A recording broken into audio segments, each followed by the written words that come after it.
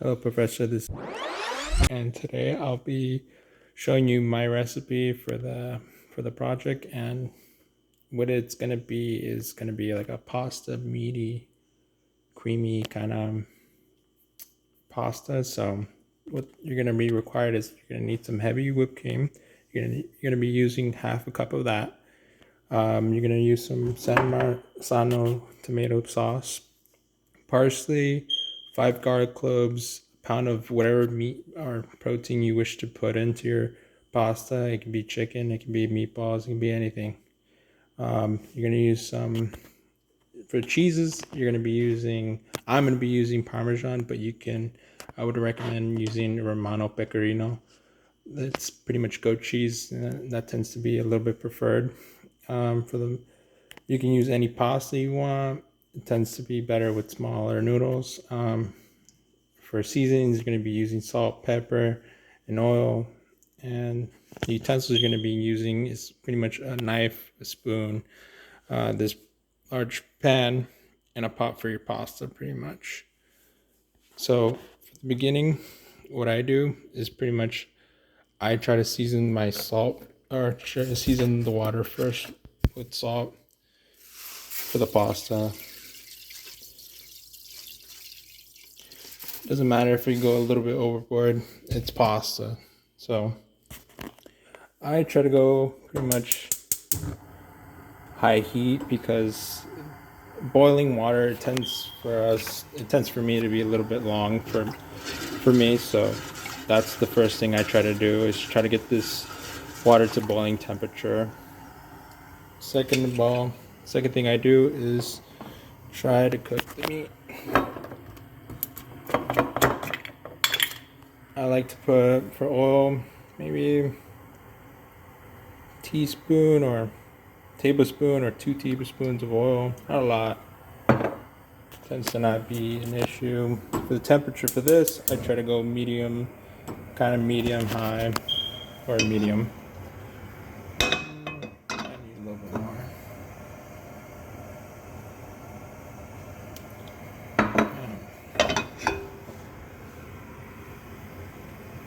Yeah.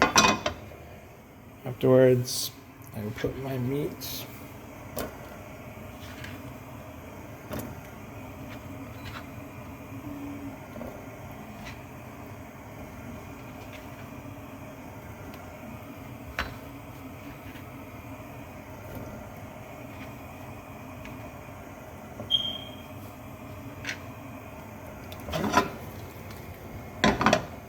Alright. Afterwards, I want to season this stuff. Pretty much add some pepper.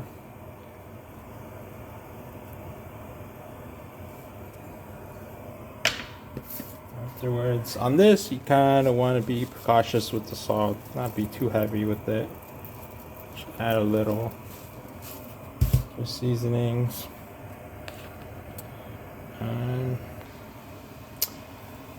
For now, you can add other seasons you like. It just depends on you.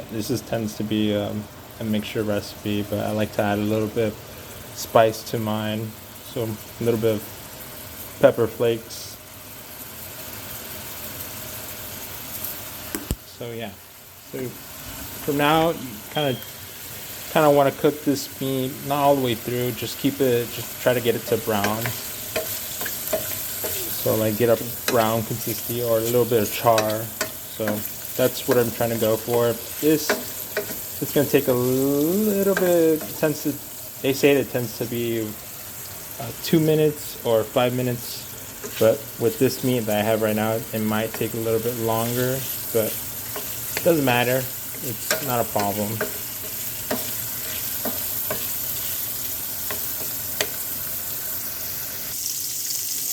So what I did off camera, I pretty much diced the garlic up to pieces, little small pieces, and I also did that with the parsley, trying to do a little bit. Now that my meat's a little bit browned out, now I want to add pretty much the garlic to the ingredients.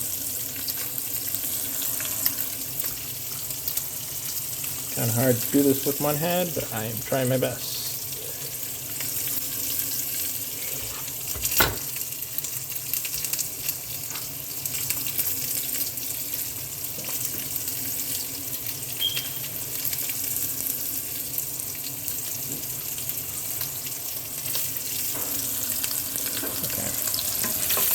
After adding your garlic, the meat, you kind of want to cook this for less than a minute, or until you see that it's browning up.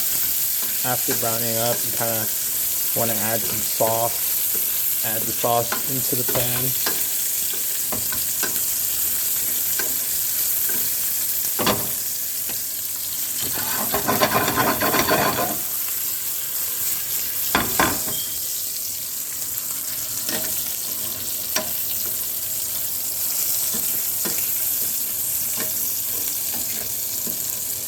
So, about right there. Time to add my sauce. Add the whole can.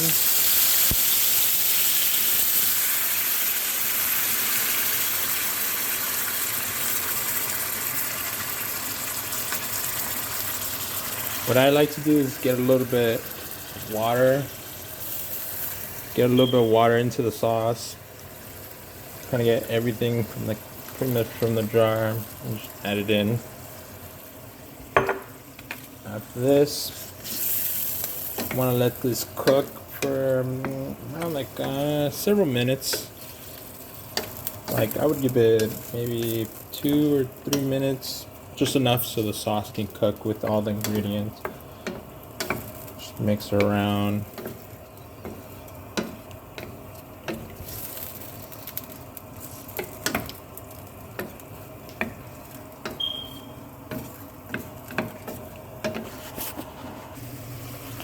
So now that my sauce is a little bit, it's now gonna add the cream, the heavy cream to it. I'm kind of eyeballing it, but kind of want to go for maybe half a cup of the heavy cream. Give it a swirl. You should start to see it go a little bit more creamy over time. I'm gonna go for a little bit of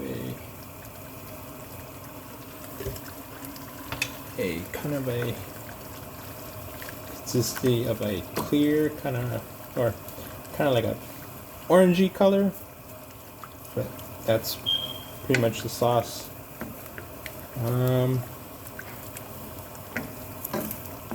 Yeah, this is pretty much what I'm trying to go for, this consistency. Yeah. At this time, I also grated the cheese. I would suggest doing pretty much a lot of the preset beforehand.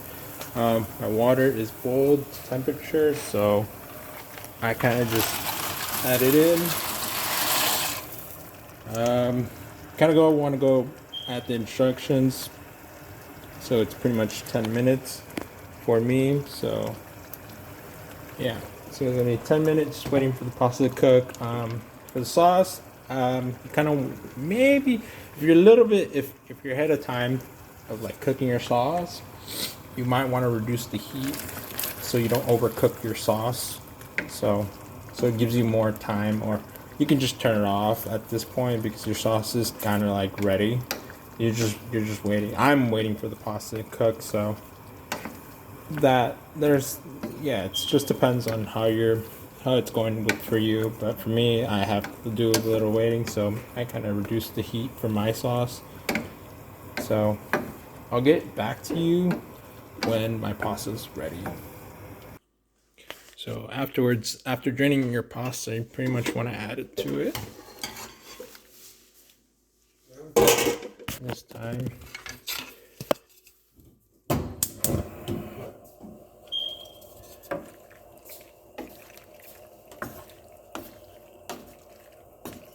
of want to mix it around.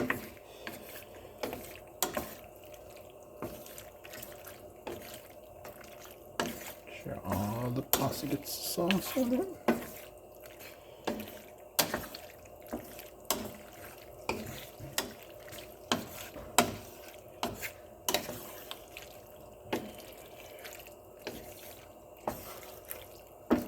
may look watered down, but after adding the cheese, you'll see it will make a big difference right now.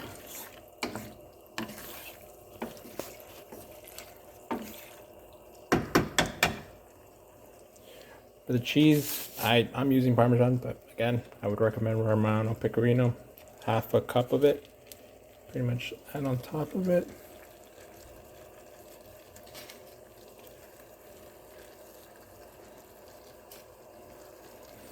Depending on how much you want, you can add more if you want or add less, it's just up to you.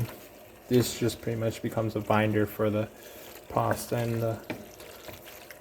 and the sauce to combine pretty much together. So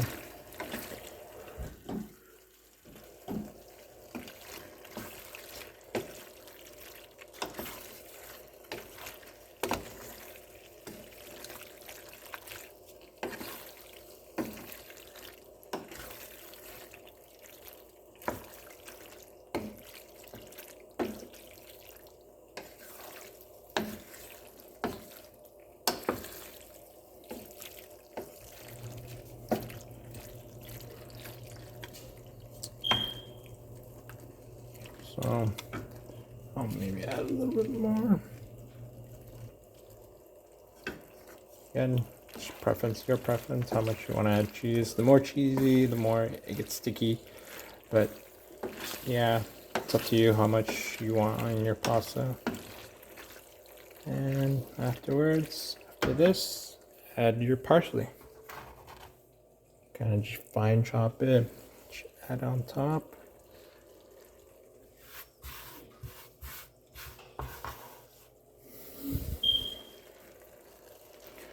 Afterwards, mix it around. And there you go. You got yourself a pasta.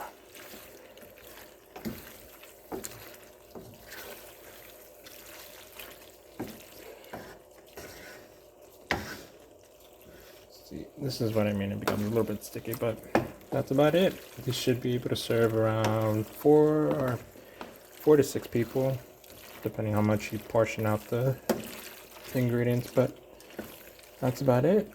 Thanks for having me, and hope you have a wonderful day.